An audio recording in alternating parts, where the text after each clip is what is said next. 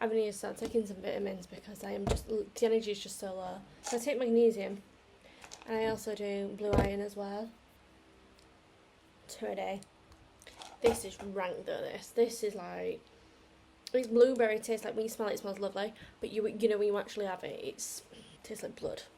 Right, yeah, so what I'm going to be talking about today is just about parenting with grace. Harder for me because obviously I'm a single mum and I ain't got a companion, but completely my fault. It is what it is. I will be relating it back to scripture. So, how we see our little ones is a big indicator on our relationship with God. So if I'm always getting frustrated with my little one, it's a real wake call for me to get into my Bible. I'm always getting frustrated with my daughter. I think that God's getting frustrated with me. Now, shame doesn't come from God. Shame comes from the devil. I know that that's not normal.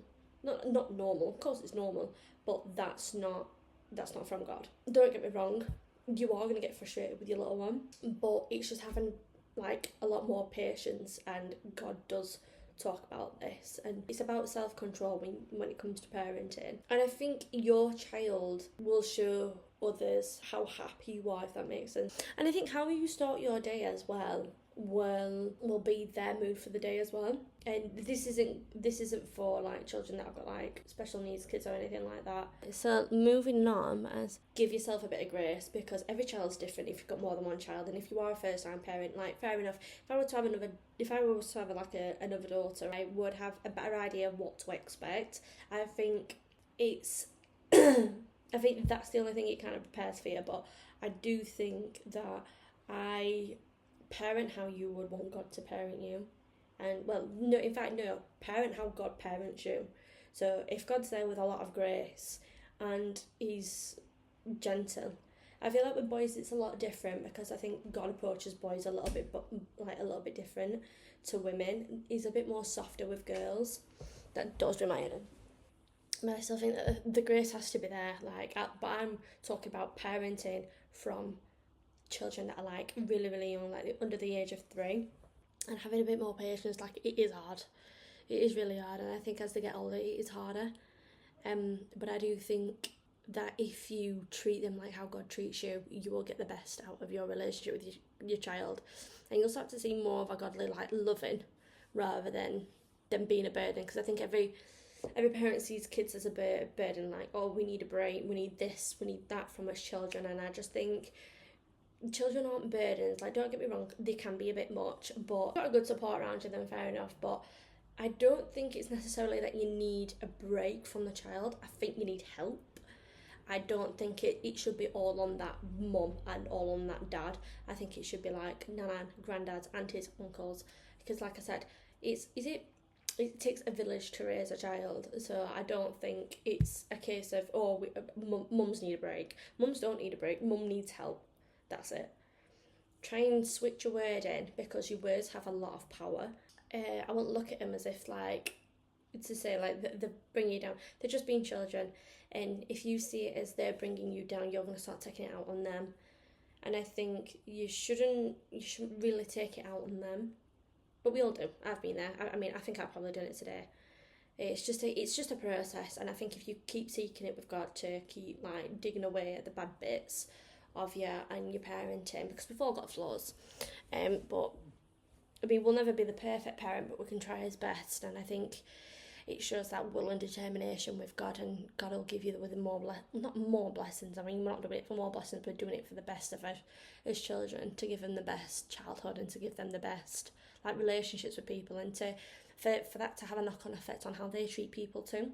Yeah, I think how you view things. I was saying about your words. Your words have so much power, even out of Christianity. Like, if you look at New Age people, like read like manifestation and like affirmations and stuff like that. I read out affirmations because your words have so much power. So you've got to be careful with the words that you're saying to yourself. And it's okay, we all make mistakes. Don't let any shame be there about that, but you still have to be wary. So like I said, referring to children as like having a break and that's making them look like a burden. And they're not a burden, you just need help. And that's normal for people to help you. They should be helping you. But unfortunately, not every family's like that, and not everybody's family sees it like that. I think some people see it as well It's their child, not mine. And I used to have this mindset as well, where I think, well, I'll deal with her because she's my child. If I need anybody to like look after her for me, then it goes straight to her dad. And that is the normal process. It is like nobody else has her other than me and her dad. Like if I need any extra help, then I will always address her dad first, because her dad comes first, and then anybody after.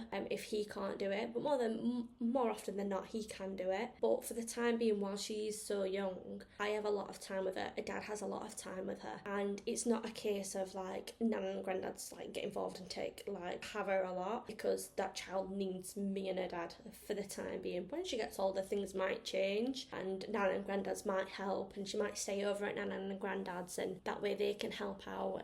But for now, while she is so young, she needs me and her dad. While it does take a village to raise a child, she kind of needs certain members of the family more, where she starts to get a bit more independent. I'd say one big aspect of my parenting is I try not to discipline my daughter for the sake of my own ego. What that means is, because, and I think it comes to understanding the mentality of the age of your child. So what I'm trying to get at is, my daughter is only 1, so she isn't going to know that it's me that's in authority. Like, children don't know authority till they're about 5 or 7, 5 to 9. And that's when they start to pick up like what's right and what's wrong. For now, they ain't got a clue, and it is hard because sometimes my daughter can like smack and like pull my hair, and not all the time. It's very rare, like once a week, or like once every 2 weeks, or once every 3 weeks. It's very rare. Other than that, she's like particularly a really good, happy child. She only gets like that when she's tired. Like I said, which is very rare. I'll happily put you to sleep.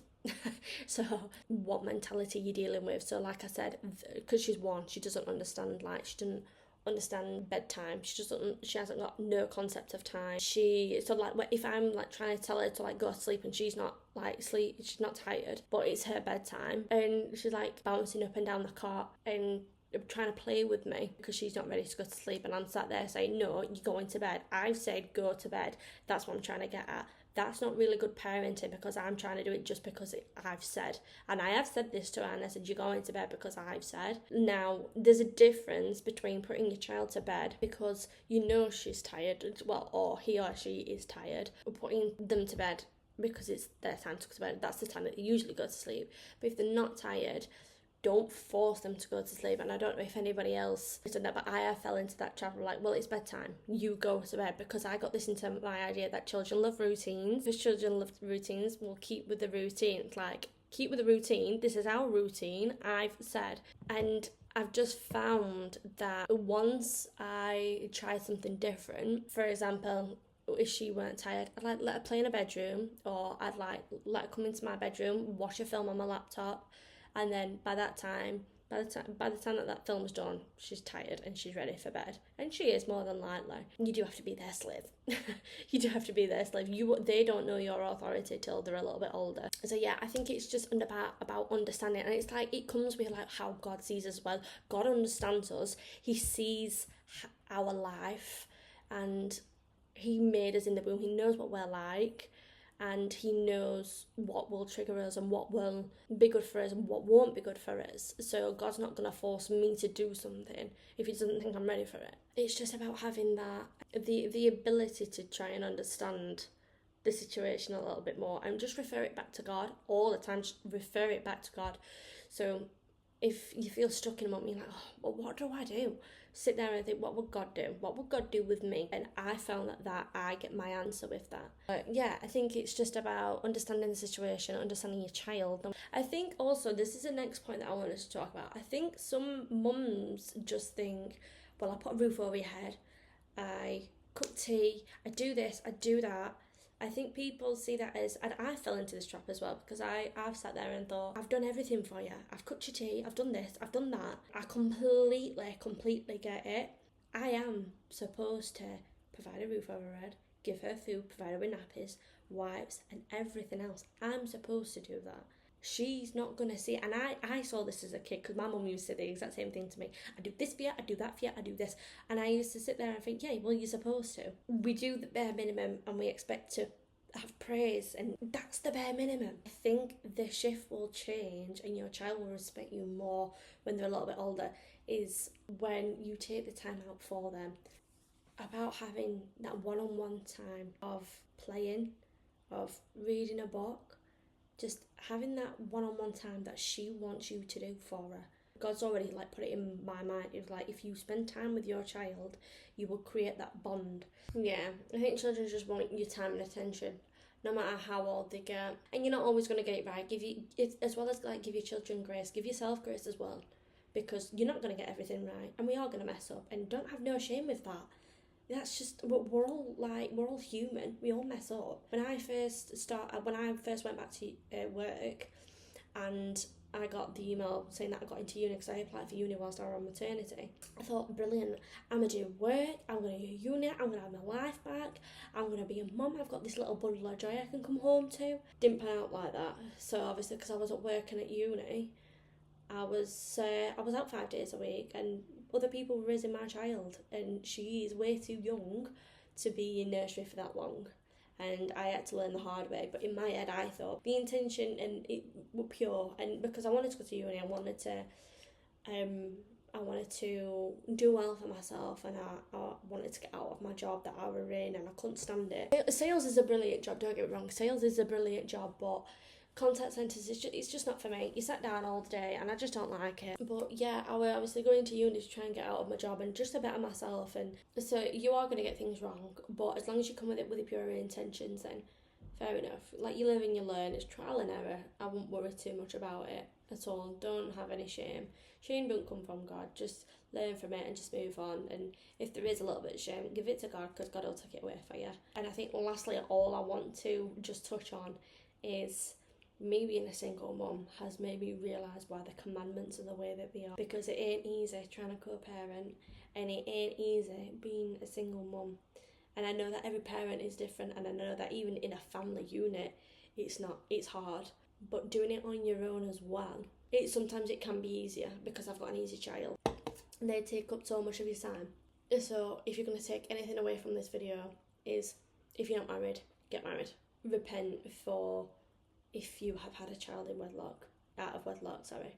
It's not a regret. I don't have a regret at all, because God gave me her. She's a blessing. She's not a regret at all. But I regret how I did it. Comment below if you want to see any more videos on like parenting or anything like that. Or if you think I need to read, like, I love my books. So if you think I need to read any like certain books on parenting, or any books to do with Christianity, comment below. But yeah, that is basically my 2 pence on Christianity parenting. Thanks for watching.